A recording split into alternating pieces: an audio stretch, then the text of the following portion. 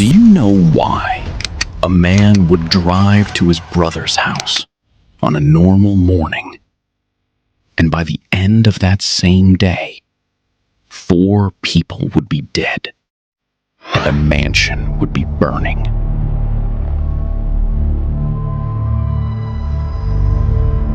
Police arrived at the scene just after the fire was reported. It was a large mansion in Colts Neck, New Jersey. Flames had already spread through most of the structure. Firefighters were focused on controlling the blaze, but something felt off almost immediately. Why? Because this didn't look like a typical house fire. Investigators noticed signs that suggested the fire didn't start naturally. There were multiple ignition points. That usually means one thing: arson.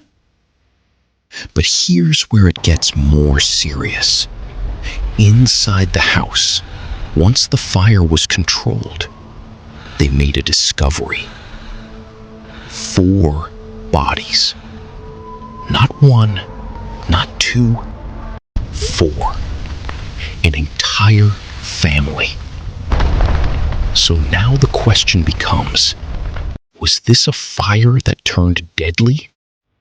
Or a murder that someone tried to hide with fire? And if it was murder, who would do this? Let's break down the people involved. The victims were a family of 4. The brother, his wife, and their 2 children. From the outside, they appeared to live a stable, successful life. Large home, quiet neighborhood. Nothing that would immediately suggest danger. So what about the suspect? Paul Caneiro. He wasn't a stranger. He wasn't some outsider. He was the victim's own brother. That alone raises a question. Why would a man target his own family? Now, let's look at the timeline. The morning of the incident started like any other. At some point, Paul Caneiro left his own home. Investigators later traced his movements. They found that he drove to his brother's mansion. But here's the detail that stands out. There was no sign of forced entry. So what does that suggest? Did the victims let him in willingly? If they did, that means they trusted him. And if they trusted him, then whatever happened next likely caught them completely off guard. Now, we move deeper into what investigators uncovered. After the fire at the mansion, police began looking into possible connections. And almost immediately, something else happened. Another fire. This time, at Paul Caneiro's own house. Now think about that for a second. 2 fires. Same day. Same family connected to both. Is that a coincidence? Or is someone trying to create confusion? When police responded to Paul's house, they found something else. He was outside, injured. He claimed he had been attacked, but investigators started asking questions. Why would someone attack him and then burn his house? And how does that connect to the fire at his brother's mansion? The more they looked, the more things didn't line up. For example, his injuries didn't fully match his story. The timeline of his movements had gaps. There were inconsistencies in what he said happened. So investigators began to focus on him more closely. Now let's talk about evidence. They reviewed surveillance footage. They tracked his vehicle. They analyzed phone activity.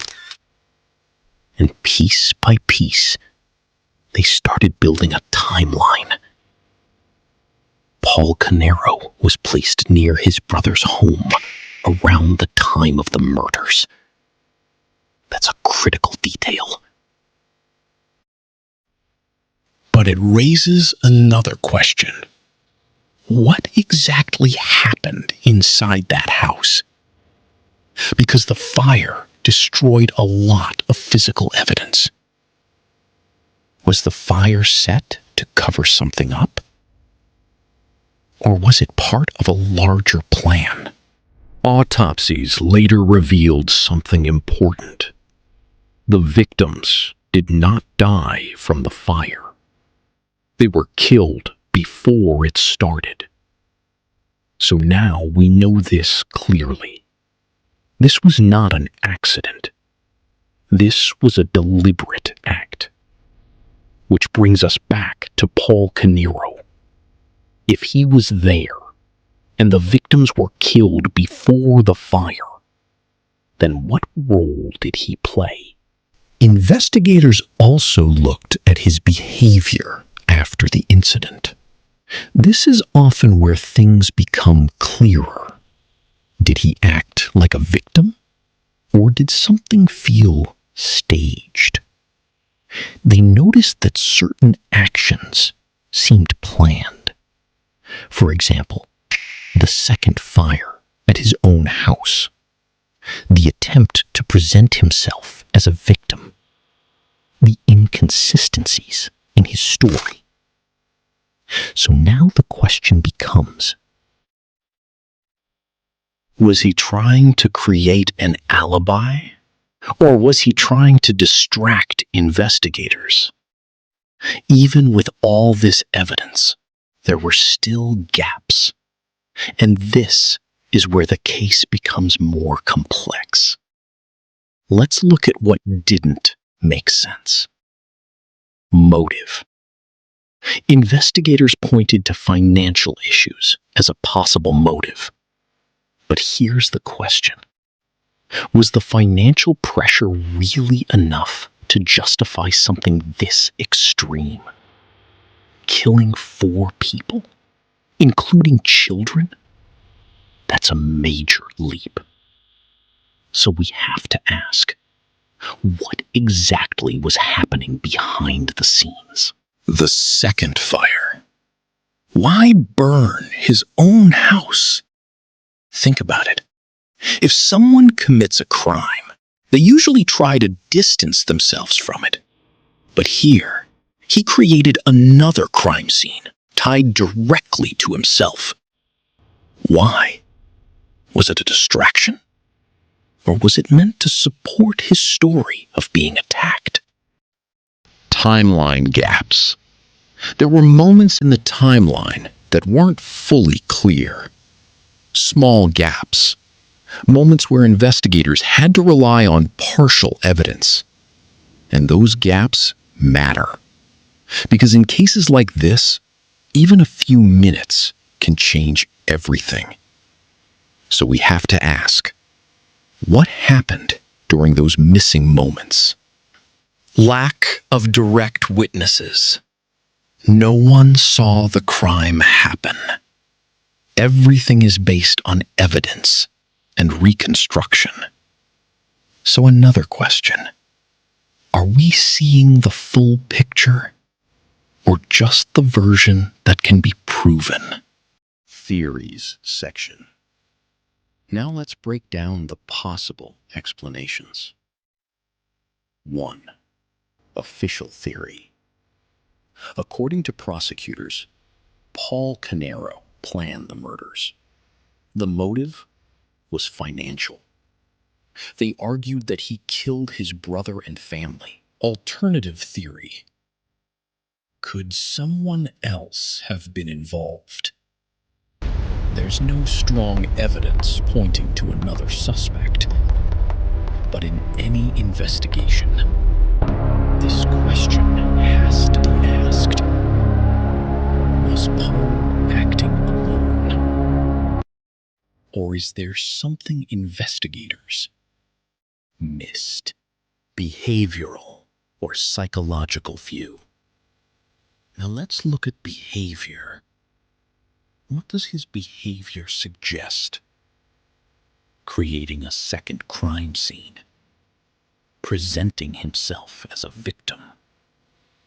Giving inconsistent statements.